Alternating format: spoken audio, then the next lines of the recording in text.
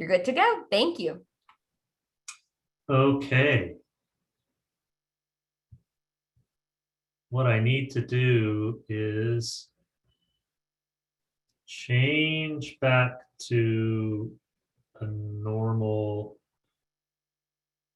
pointer so I can get rid of the box telling me that I'm being recorded, and then I'll switch back to a laser pointer. Well, it's always a pleasure being at Lunch and Learn. I think I've done this talk twice before, and it's always been a pleasure. I think the questions that I've gotten from this audience have been insightful, so that's always a fun thing to do at the end of this presentation. I would encourage everybody who has a question about the material I'm presenting to go ahead and share it with me during the question and answer period. So I've been asked to talk about healthy heart, healthy mind, and what's the connection between having a healthy heart and having a healthy mind as we get older. And as Ellen mentioned, I'm a professor at the Pennington Biomedical Research Center on in Perkins Road here in Baton Rouge. So I'm going to go ahead and get started. Before getting into any material, I should provide my disclosures. I am a researcher, which means that I get paid by outside entities to perform research studies having to do with aging and Alzheimer's disease. And these grants, the funding comes from the following entities. And the excuse me, the only funding that I get that's kind of related to what I'm talking about today is the first one, the National Institutes of Health.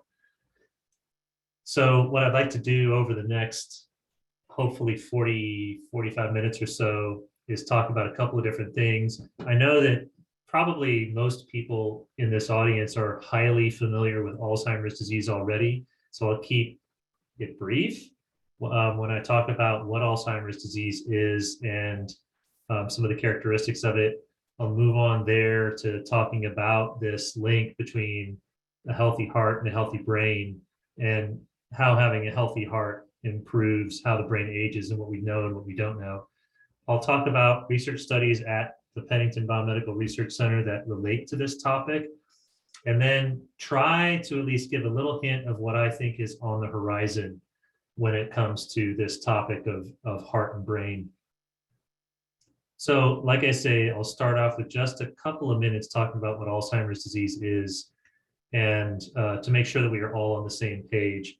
So I think a lot of you are probably, caregivers, social workers, advocates, people who are highly familiar with Alzheimer's disease. And so you know that it is a progressive dementia syndrome that features prominent and progressive cognitive signs that become progressively more severe until they reach the point that they interfere with activities of daily living and continue to progress further and further all the way until death. And so what I'm showing here is the number of individuals who have Alzheimer's disease at any one moment in time. So you can see how many people had the disease in the year 2000, how many people are projected to have the disease in 2100, and how we expect the number of people with Alzheimer's disease to change over that century. And so what you'll see is that there is this dramatic uptick in the number of people with Alzheimer's disease between, I would say, about 2020 and 2040. And that's directly because of the baby boomers entering the age of eligibility for Alzheimer's disease. So if you were born in 1950, then in the year 2020, you turned age 70, which is right at around the prime time of one's life for entering the risk zone of Alzheimer's disease. So not that many people get it does happen, but not that many people get Alzheimer's disease before age 65 or so. And the risk of getting it gradually goes up and up and up as you go past age 70. And so that 70-year-old is going to become more and more likely to get it, going from 2020 until 2040 when they reach age 90. And as a result of the large number of people that were born during the baby boom era, more and more people are going to get Alzheimer's disease as we go across those couple of decades. And so from about 5 million people in the year 2000, we're expecting that number to almost triple over the intervening 50 years. And so here we are at 2022 with about, I would say, about 7 million or so people currently living with Alzheimer's disease. And I don't have to tell you that the suffering and the immense physical and emotional burden of Alzheimer's disease is reason enough to search for a cure and preventive strategies with everything we've got. But on top of that, Alzheimer's disease is going to bankrupt this country's healthcare system. And so here, the graph only goes from 2010 to 2050, but the blue part is mimicking what you just saw on the previous slide, which is the number of people who are expected to have Alzheimer's disease as we go from 2020 to 2050. The red bars, on the other hand, are how much money is spent on Alzheimer care per year. And in 2010, that number was a little bit more than $100 billion per year. Here we are at around 2020, it's over $200 billion per year. And what this does is adds up formal costs of care. So this would be, for example, nursing salaries that are formally reimbursed via Medicare or some other insurance provider, and also informal costs of care. So this would be wages lost by loved ones who are reducing their work hours so that they can take care of a loved one in the home and things like that. So as you can see, eventually by the time we get to 2050, we're going to be spending well over $1.1 trillion per year just simply taking care of individuals with Alzheimer's disease, and that's not sustainable in terms of our economics. So just with that kind of brief background, I'd like to talk about the topic of today, which is healthy heart and healthy brain. So I think, like I said, we want to do everything in our power to prevent Alzheimer's disease and treat it effectively in people who have it. And so that includes all throwing the kitchen sink at Alzheimer's disease, if you will. I think we want to be exploring pills, infusions, pharmaceutical type solutions. I think we want to look at behavioral changes, better managing your other health conditions so that you are not having those health conditions spread out to the brain. I think we want to look at everything from COVID and how it affects your risk of Alzheimer's disease to every other possible aspect of your health and how it could affect Alzheimer's disease. And so with that in mind, I think there's a lot of emphasis on heart health and how it could affect brain health. And in particular, there's this concept that everyone already knows that they should eat right, exercise properly, get enough sleep and get the right kind of sleep, lower their levels of stress, and exhibit other behaviors, mainly because it'll protect the heart. And I think the American Heart Association has done a very good job of articulating this to the public. And so I'm sure that those of you who have gone to a doctor for a regular checkup have gotten at least some amount of a lecture about how you should do the things that are listed here in this purple box. It's all the way off to the left here. And those are good things to do without even thinking about the brain. So you should do those things to avoid heart attack, for example, or to avoid stroke. But what these behaviors do, eating a poor diet, not exercising enough, not sleeping properly enough, and so on, is causes downstream effects on the organs that are below the neck. So they cause you to gain weight, they cause an increase in your cardiovascular risks. And by this, I mean things like your blood pressure elevates, your circulating cholesterol elevates, and glycemic dysfunction also can be a result of that. And that's a kind of a complex way of saying that your blood sugar goes up, eventually leading to type 2 diabetes. So the link between these behaviors and these effects on the organs that are below the neck is very, very well established. So cardiology research has been looking at this for a very, very, very long time. And it really isn't up to debate anymore as to whether or not having a poor diet and inadequate exercise and so on leads to these negative effects.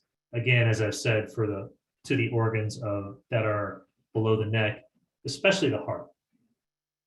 What is kind of, I guess you could say, a newer line of research that's really taken place over the past 30 years or so, and really in earnest over the past 20 years or so, is the effects that these problems below the neck have above the neck. And in particular, the degree to which putting on excess weight, especially excess fat, having cardiovascular risks, and having elevated blood sugar, how these cause problems to the brain. So brain dysfunction, just to make sure that we're all on the same page here, the brain is basically a very large electrical circuit. It consists of a set of circuit elements called neurons. Complicated patterns of electrical activity move from one neuron to another, just like electrons moving down an electrical wire in your house. And the interaction of these electrical signals with each other across from one neuron to the next is what gives rise to all of the thought that you do on a day-to-day basis. And brain dysfunction is when these electrical signals do not transfer from one neuron to the next in the way that it's supposed to do. And so we sometimes refer to neurons misfiring, and that's what this is. On top of that, we can get lesion growth. So these are not tumors. This is not cancer necessarily, but they are swollen tissue of these neurons and supporting cells, and appear on imaging as kind of spots of tissue. And those lesions prevent the neurons from firing properly, but it also contributes to the death of the neurons. So the neurons play this role of having electrical signals travel through them, but they're living, breathing organisms, so to speak. They are cells, and so they can die just like any other type of cell can die. And so the effects of having excess weight, having high blood pressure, and having elevated blood sugar, those are associated with neurons dying, misfiring, and having these lesions grow in the brain. And this is pretty well established from the studies that have been done over the past 20 or 25 years or so.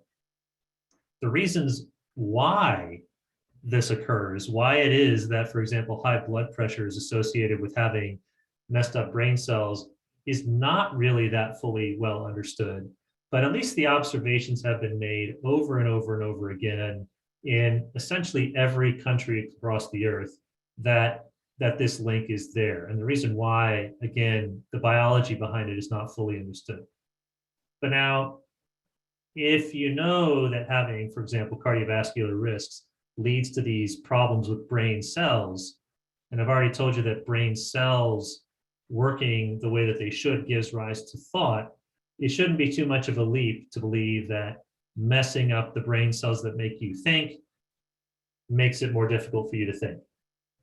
And that having brain dysfunction and having your neurons die leads to cognitive decline and dementia. So, and for what it's worth, this has been well established through a couple of decades of studies as well, that people whose brains show signs of dysfunction and cell death and lesions on MRI and PET scans, that those people have poorer ability to think. And in individuals who are clinically diagnosed with dementia, and especially Alzheimer's disease, you will see very pronounced signs of brain dysfunction, lesions, and the death of the neurons that make it possible for you to think. So this is what we are talking about when we're talking about the link between a healthy heart and a healthy brain. So it all starts with behavior, and we always start with behavior because it is modifiable to some degree. I don't want to minimize the fact that some people in disadvantaged environments, especially kids, and people who are in food deserts and things like that, that it's real difficult for them to change their diet, um, or to engage in an exercise plan. You know, there are some people who, like in Louisiana, in Baton Rouge, especially, we have shift work, and those are real jobs, and the shift workers contribute immensely to our local economy. And it's messed up sleep. It's not great sleep patterns, and it's, in most shift workers, the sleep patterns change over time. So I don't want to make it sound like all of the problems in the left-hand box are due to a character flaw or laziness or something like that. But these, on some level, the behaviors are modifiable. We could kind of target diet in people who can change their diet. We can target exercise in people who are able to exercise, and so on. And we can do that a lot more cheaply and a lot more safely than we can try to prevent your neurons from dying, try to prevent your neurons from misfiring. Going down here and trying to intervene at this point when the brain is already showing signs of dysfunction is real difficult.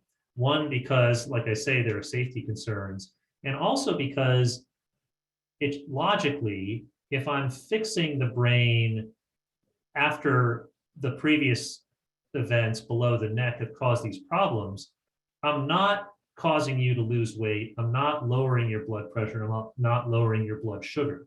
So even if I do fix up the brain cells, you still have hypertension doing whatever damage it's doing, and you still have high blood sugar doing whatever damage it's doing. So on some level, the best bang for your buck is going to be in improving diet, improving exercise, improving sleep, and so on. Okay. So let's see here. So with that being kind of the starting point for this conversation about healthy heart and healthy brain, I'll tell you that for the most part, the open questions in this research area don't have to do with prevention. And what I mean by that is that this chain of events between the behaviors and the consequences below the neck, that is so well established that we just are kind of assuming that if you can prevent these poor behaviors, that you can more or less prevent everything that comes after it. Now, there are some interesting questions that are still kind of open. And in particular, there are people out there who avoid all of these poor behaviors and go on to get Alzheimer's disease anyway. And it's in those people that we really kind of worry or wonder about alternative pathways. So, and in fact, in these people, we kind of, our hunch is that there are genetic factors that are causing them to produce the toxic proteins of Alzheimer's disease, irrespective of their cardiovascular system. And in fact, there are some anecdotes related to this that are not about Alzheimer's disease, but I think are instructive. So a few years back, the New York Times had a profile of a man who had heart disease in his family. So it's one of these really kind of tragic families where his dad died at age 50 of a massive heart attack. His uncle died at age 50 of a massive heart attack, and so on. And he didn't want that to happen to him. And so he was absolutely fastidious about eating a low-fat diet and going to the gym a lot. And the photo of him in the paper was a 50-year-old man going on 30. He was muscular, he was thin, he just looked like the picture of perfect health. And yet, when he went to the doctor for a comprehensive cardiovascular exam, they found that his arteries he had a 90% stenosis, which is to say, of his descending aorta, that carries the blood to the lower half of his body, 90% of it was clogged with saturated fat, with atherosclerotic plaque. So there was only 10% of the room left for the blood to go through. So it makes you wonder, in that person, he did not engage in poor diet, inadequate exercise, and so on. And yet he still managed to have some of the negative effects from the neck down. In fact, he had a healthy lifestyle, but did not have a healthy heart. So it's in those type of people where I think the big research questions still lie when it comes to prevention. In whom is prevention not enough, I guess, is the main unknown question. So another really tantalizing research question has to do with resilience. So it's really the flip side of the person that I just described to you. So we have some people who engage in a healthy diet, lots of exercise, they sleep properly and so on, still get Alzheimer's disease. And then there's, okay, and these kind of anecdotes appear in the newspaper as well, where, it'll be a 95-year-old man who's celebrating his 95th birthday. He's smoked a pack of cigarettes per day since he served in the Korean War. He eats whatever he feels like, doesn't really exercise all that much, but then here we are chug-a-lugging along all the way until age 95. And why is that? Overweight, what have you. The fact that that person is still alive and hasn't had a massive heart attack makes you wonder about why it is that some people are resilient to the effects of their unhealthy behaviors. But then on top of that, we do see people whose brains seem to be doing just fine in spite of the fact that they've gained the weight, that they have hypertension, that their blood sugar is through the roof. And we really don't know why that is. So this resilience question really is a tantalizing one. And again, I think the assumption is that it all comes down to genetics, that your genes code for everything, including the ability for the brain to repair itself. And so I think some people may be genetically programmed to repair the brain constantly. And so if your high blood pressure is damaging cells 1, 2, 3, 4, and 5, and you have this supercharged repair system that fixes 1, 2, 3, 4, 5 very, very quickly, then you're going to kind of stay at a steady state, even though one part of the brain is killing those cells and another part of the brain is fixing them up and getting them back into service. So that is really kind of an open question. And then there's even less known about people whose brains look terrible. They have, the neurons appear to be misfiring, the brain is not functioning properly, there's lesions all over the place. It even looks like a lot of the brain has died, and yet the person doesn't have cognitive decline. They're alert, they're telling you about how their day is going, they're engaging in appropriate conversation, they're finding the right words to say at the right time, which, as you know, dementia patients have an awful problem with. Even though if you looked at their brain MRIs, you would guess that that person could do none of those things. So there are really big questions out there about this question of resilience. Another major problem or an open question, I should say, that is very near and dear to my own heart, has to do with treatment. So as you, I'm sure, know, a large number of people in Louisiana and throughout the United States really have already gotten to this second box over here. The number of adults who are overweight is something like 40% of the adult population. In some parts of Louisiana, it's 50%. In some other parts of Louisiana, it's down to 30%, but it's a lot of people. The number of Louisianians who are over age 50 and have hypertension is extraordinarily high. Diabetes, I mean, it's something like 20% of the adult population. I think that's a high number, actually. Maybe 15% of the adult population has diabetes at this time. And however, people are capable of changing their behavior once they get to this suboptimal state. And I think we would all like to believe that there's redemption, that there's ways in which you can get yourself to an unhealthy state, recognize that it's unhealthy, and then reel it in. To come back to a place where you are in a better state of health, where you lose the weight, you get the blood pressure and the cholesterol under control, you lower the blood sugar, and fix all of these things. You start exercising and prevent these last two things on the right. That the concept would be that if you get unhealthy and then change and become healthy again, that you should avoid the neurons misfiring and the lesions growing and the cells dying, and that you should avoid the cognitive decline and the dementia. So I think that's a satisfying concept for all of us. The question is, we don't really know whether that's true or not.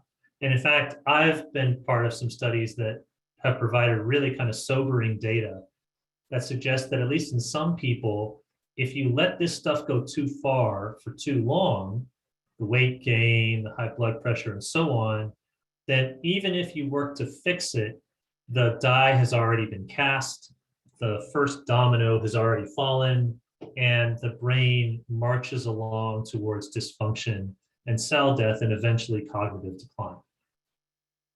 But we really have not been studying this question about whether or not there is redemption, whether or not it is possible to lower your risk of cognitive decline and dementia by losing weight, by controlling your cardiovascular risks, by exercising, and so on. There's just not enough out there to know for sure about this concept of a point of no return, that the die is cast for your brain health late in life at some point.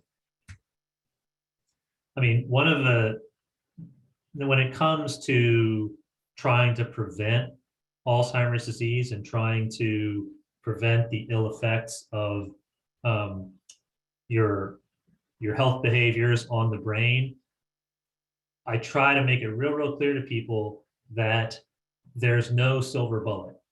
There's no, okay, I'll say two things. First of all, there's no credible evidence that there is a single substance that you can take or a single supplement, single additive, or for that matter, a single behavior that you can engage in that will single-handedly lower your risk of Alzheimer's disease or dementia. However, it does look, in other words, there's no silver bullet. However, it does look like many behaviors, many dietary factors, many different elements of your life can add up such that each one of them has a small effect on lowering your risk of Alzheimer's disease. And if you do them all together, every little bit adds up to lower it quite a bit. So I think over the years, there's been a lot of marketing and a lot of media hype that have pointed to one substance after another as a silver bullet. And none of them have really panned out this way. First of all, it was ginkgo biloba, then it was resveratrol, green tea extract. You would see a kind of inflated headline that says, you know, ginkgo biloba, just start taking this supplement and you'll lower your risk of dementia. Turned out that when they did rigorous randomized controlled trials of ginkgo biloba, it didn't really work at all. And similarly with all of the things that are listed here. However, if you put all of these together with exercise, with fixing up your sleep, with a variety of other changes that you're all doing at the same time, there may not be a silver bullet, but all of those may add up together into what we call silver buckshot.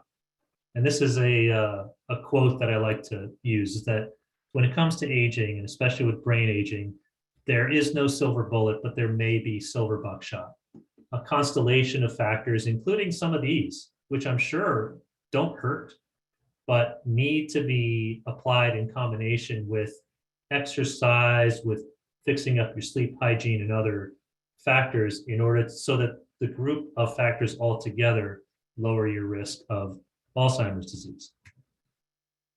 But okay, let's talk about some of these pieces of silver buckshot. And I'll just go through a couple of them and ways for you to think about engaging in behaviors that, as I say, in a package, when it's all put together, may lower your risk of Alzheimer's disease, partially through maintaining a healthy heart, by maintaining a healthy body from the neck down.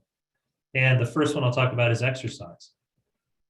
So it's pretty clear from the rigorously done medical research that that we should all be exercising more. I'll tell you that I generally don't meet exercise guidelines, which are listed here from www.health.gov. But trying to get there is something that I do every week, and sometimes I make it and sometimes I don't. So the main points of the government's exercise related guidelines is to, first of all, engage in moderate to vigorous intensity aerobic activity. This is the kind of activities that make your heart beat fast. It's been said that one way to tell that you're in vigorous intensity aerobic activity is that you wouldn't be able to say the Pledge of Allegiance from beginning to end during that activity without stopping to catch your breath.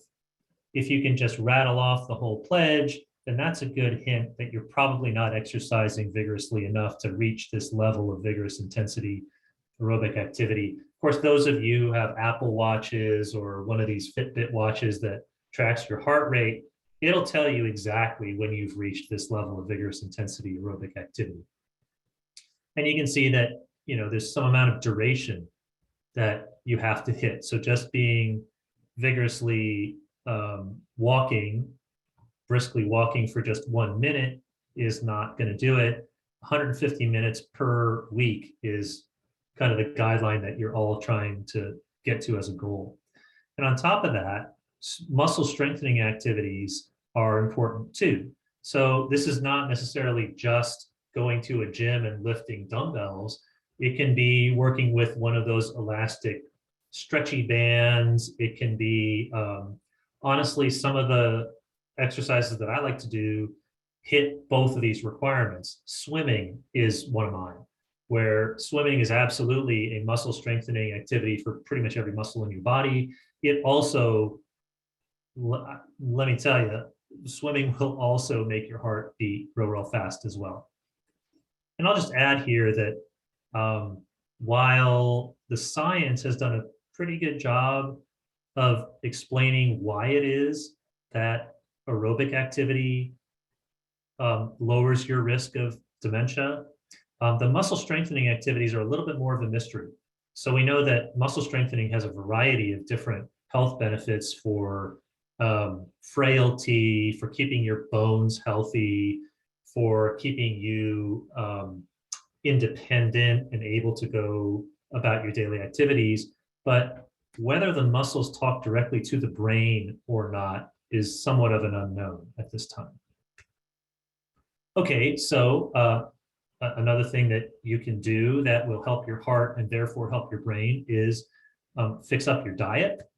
And so there's a couple of guidelines here that are good to think about. So I think you've probably gotten a lecture along these lines from a doctor at some point, but some of the guidelines in terms of fixing up your diet include, eating more of these things, which is probably not going to be news to any of you: fruits and vegetables, whole grains, low fat or fat-free dairy items or dairy analogs, and lean meats, seafoods, and these kinds of things. And there's a couple of different cliches that people use. One is eat from the rainbow, which is to say, eat natural foods or natural products that come in a variety of different colors. That's a good kind of, that's not technical. It doesn't tell you what the ingredients are of those different food items, but it tells you that you're getting a variety if they're coming from the different colors. And chances are they are covering the wide range of different vitamins and minerals and other nutrients that you're going to need. And then we all know who the bad guys are: sugar sweetened beverages, the butter shortening, the highly processed foods from refined grains. So again, these are all kind of, I guess my overall message about diet is that there's nothing special about the brain effects of diet as we currently construe it.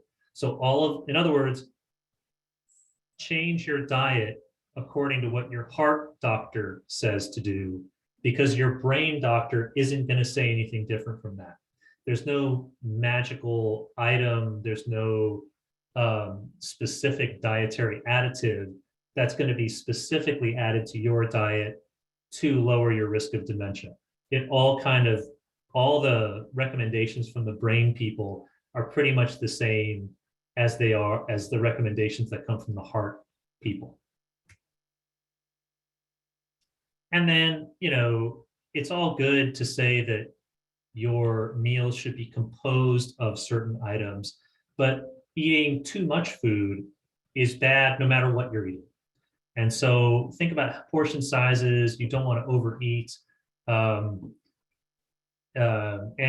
snacking is not necessarily the worst thing, as long as you are keeping tabs on how much you're eating and not overdoing it. And the problem with snacking isn't that we're eating outside of meals per se, it's what we're eating when we're snacking. With kind of the trends in the United States really being that snack foods tend to be unhealthy foods. They tend to be salty, they tend to be sugary, they tend to be highly processed. And so if your healthy snacks are, like my son, how this happened, but my third son is just obsessed with cucumbers. So when they say, "Oh, I want a snack, Dad, I want a cucumber," I generally say, "Fine." I don't mind that it's a snack because it's a healthy snack. Okay, so here's an aspect of your cardiovascular health that was neglected for a real long time, and so I think for a long time, sleep is not thought of as a healthy behavior or an unhealthy behavior. It's just something that kind of happened to us without us actively trying to make it go a certain way. And that understanding of sleep has totally changed over the past 15 or 20 years, where now it's very clear that people who have disturbed sleep have an elevated risk of heart attack, an elevated risk of stroke, an elevated risk of dying young, and an elevated risk of Alzheimer's disease. So not only does proper sleep hygiene give your heart a rest in the most literal sense, that the heart beats more slowly, blood pressure goes down when you're lying down and sleeping and so on, but when you're asleep, the brain actually does a kind of garbage collection, which is to say that the garbage, the toxic protein byproducts that result from the building and breaking down of neuron cells, those get swept away during sleep, and they don't get swept away when there's no sleep. And so one of the current theories about Alzheimer's disease actually is that the toxic proteins that constitute Alzheimer's disease in the brain would be cleaned out of the brain just fine if we all just slept enough and we all just slept deeply.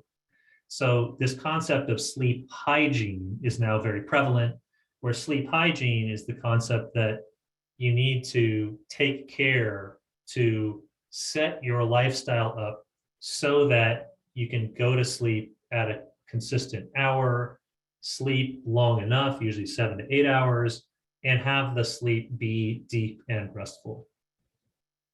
So again, trying to get 7 to 8 hours of sleep, avoiding naps. I know this is a real kind of continual issue in aging and Alzheimer's disease, that long naps during the daytime. So short naps during the daytime are probably not a real big issue, but long naps during the day can actually make it difficult to get 7 to 8 hours of continuous sleep at night. And there are various tips that you can use to try to improve the depth and length of your sleep at night. So avoiding caffeine later in the day, reducing the amount of food and liquid, and so on. And there's kind of a bag of tricks. Making sure that your bedroom is dark and quiet, avoiding screen time close to bedtime, switching, like what my wife and I do is try real hard to switch to paper reading when we get close to bedtime, as opposed to reading on the laptop or on the screen all the way up until the time we turn the light off. And again, I think one of the shifts in biomedical knowledge that's occurred over the past 20 or 30 years is that it used to be thought that getting a poor night's sleep was not terrific, but not that dangerous either.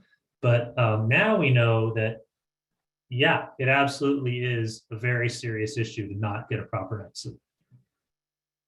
So, okay, how about those cardiovascular risks? I think we all know that it's important to keep blood pressure in the appropriate range, to keep blood sugar within the appropriate range, and very much to have those tested once a year, every time you go to the doctor's office for a checkup.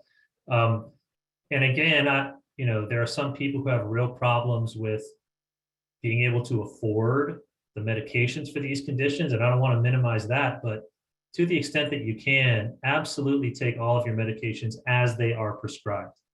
And at the same time, you may be able to reduce your dependence on these medications by making lifestyle changes. So in blood pressure, for example, salt intake is a big one, where you can, if you reduce your salt intake, you can reduce your blood pressure rather considerably in combination with exercise and other changes such as improving your sleep hygiene and lowering your stress. And also, this is a place where you really, if you are diagnosed with high blood pressure or pre-diabetes or diabetes, being in close contact with your doctor and staying connected to the healthcare system is very, very important. Now, on top of those kind of physiological ways that you can improve your heart while at the same time setting yourself up for lower risk of Alzheimer's disease, there are also other behaviors that you can engage in as you get older that are also believed to lower your risk of Alzheimer's disease as well. And one of them is staying socially and cognitively engaged. So loneliness and isolation is a major problem in older adults. I don't think that's not going to be news to probably anyone on this call. And it's not just sad that when older folks kind of become isolated, it's actually not good for the brain. So staying involved in activities that you enjoy, staying connected, so interacting with people of all different ages on a continual basis is very, very important. Reaching outside of your comfort zone and trying something new is a great way to keep your brain stimulated. And of course, I think I made these slides before the pandemic, but the concept when I wrote the slides was that to stay socially engaged, you had to physically leave your house and go somewhere. Of course, now it's a different world where there's so many different things you can do on your computer socially via Zoom and what have you. And to the best that you can, diversify and try new things. And I'll say that, this sounds like the type of behaviors that will go straight to the brain and not really have an effect on the heart. But in fact, staying socially engaged helps your heart as well. So there's a way in which just staying stimulated can actually improve your cardiovascular risks as well. And then also not just, I mean, social engagement is really, really important, but also staying cognitively engaged as well. So is another aspect of keeping your brain in the game as you get older, and thereby trying to reduce the risk of getting Alzheimer's disease and dementia. So, you know, everything from poker night to crossword puzzles to current events types of clubs where you go through the newspaper with friends or group members and try to dissect news items. Things like some universities are really good at having cognitively stimulating trips to museums where you have a curator that's telling you all about the different works of art or the architecture or what have you. These things can be tremendously important for keeping the brain stimulated as you get older. And because without you really thinking about it, these activities touch on so many different aspects of your ability to think. They'll stimulate your memory, you pay attention to them. As you are talking to people, you're producing language. And there's a thing called visual spatial skills where, for example, if you're looking at architecture, you are thinking about the relative placement of geometric elements related to each other. And that's what we mean by visual spatial skills. And so, you know, I won't spend too much time on this, but we're always try to be stimulating your brain. I think people who get older, I think there's different notions of what it means to grow old. And I think like, for example, I use my mom's dad as one example of a person who thought that retirement was all about slowing down and relaxing. And to some extent that served him well, but to some extent it really did not, because he didn't, you know, feel any kind of a need to join a book club or go to lectures or read challenging books and these sorts of things. And his aging process was really not that graceful, to be honest with you.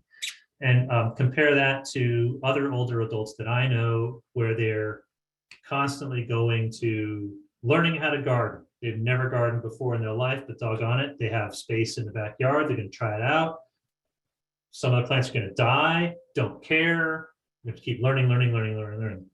And because it's something that they enjoy doing, and so on. So these are all different tips for doing activities that are cognitively stimulating and that could potentially stick with you as you keep getting older and could have a positive effect on the brain. So they're all, you know, like I've said, I think there are many different ways to increase your physical activity, modify your diet, and improve your sleep. And you can get some of the information that are much more specific in these areas from your doctor. And generally speaking, I think your doctor is going to have, at the very least, pamphlets about these different things I'm talking about, and could give you some much more pointed and practical advice about how to change specific aspects of physical activity, diet, and sleep. And of course, talking to your doctor is very important if, for example, you have an existing heart condition and you want to know if exercise is safe for you or if a particular kind of exercise is safe for you. That's where you really want to talk to your doctor about what you can and can't do safely. And, you know, there's different kinds of aids, because like, I don't want to make it sound like changing these aspects of your lifestyle behavior is easy, because it's not, but you can do all of these different things. There are apps that you can get on your phone. I've mentioned Apple Watches already. You can form groups with family and friends, exercise clubs, supper clubs, and things like that.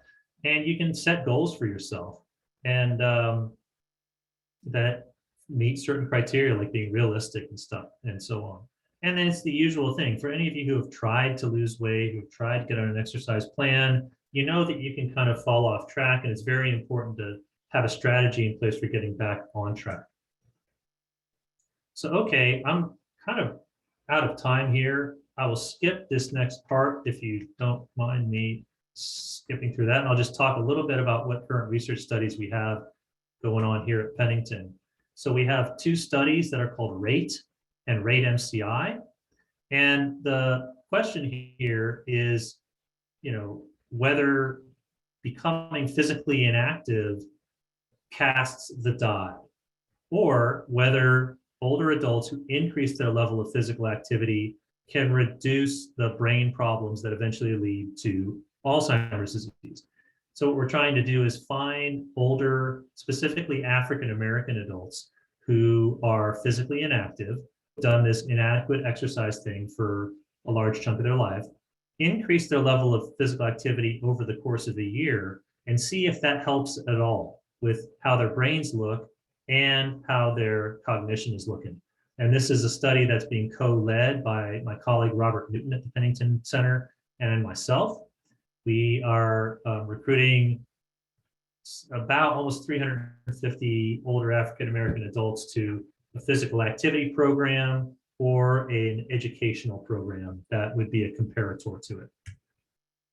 So I spent a lot of time on the Bogalusa Heart Study, where the question is really about childhood. So in the Bogalusa Heart Study, we have measurements of diet, exercise, sleep, and so on, all the way going back into childhood, back in the 70s. These people have been followed over time. And so the question there is the really, really grim one of whether the events that occur during your childhood ripple out into what your brain looks like in middle age and older age, irrespective of what you do in the interim. So if you had a poor diet as a child, you were physically inactive as a child, grow up and fix up your diet, lose the weight, keep your health in check, will you go on to have a crummy looking brain and get Alzheimer's disease eventually just because of what happened to you when you were a kid? And we're trying to study that because of its major implications, obviously. Final is a study of intranasal insulin. So it's a nasal spray, just like Nasacort or some other nasal spray you would use for your seasonal allergies. And it's shown some promise in preventing this brain dysfunction and lesion growth and cell death in people who have weight gain and cardiovascular risks and so on. So we're trying to figure out if intranasal insulin can be used to enhance brain aging in middle-aged African American adults. And I think I'm going to skip motor mito for being not that on topic. And in fact, I think what I'll do is probably stop here, Ellen, if that's okay, because I know I haven't left very much time for questions. Sure. Thank you so much. That was such a wonderful presentation. Very eye-opening, very informative. So thank you so much, Dr. Carmichael. We do have a couple of questions in the chat. Let's see. The first is there any evidence to suggest that medications taken to lower blood pressure, cholesterol to prevent heart disease also reduce Alzheimer's risk? So I need to phrase the answer well. So again, people who take high blood pressure, I need to be very careful in how I phrase that. So there are no medication specific effects. So in other words, if you take an ACE inhibitor as opposed to an angiotensin receptor blocker, there's no individual drug that is better than any other individual drug for having an effect on the brain. And there are a couple of landmark studies that suggest that taking high blood pressure medication to lower blood pressure goes on to have a positive effect on the brain. But that area of study is still relatively new. Again, most of what we know is on the prevention side, that people who prevent a rise in blood pressure in the first place go on to have a lower risk of Alzheimer's disease. and how long you can have high blood pressure before you get it back into check, whether there's any particular strategy for getting it back in check that will then go on to lower your risk of Alzheimer's disease is very, very little known. Okay, thank you. We have another question.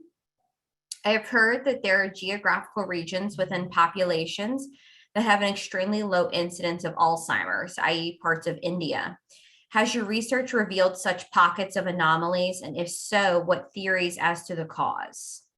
Right. So we know a lot more about this kind of geographical region question when it comes to longevity, not Alzheimer's disease.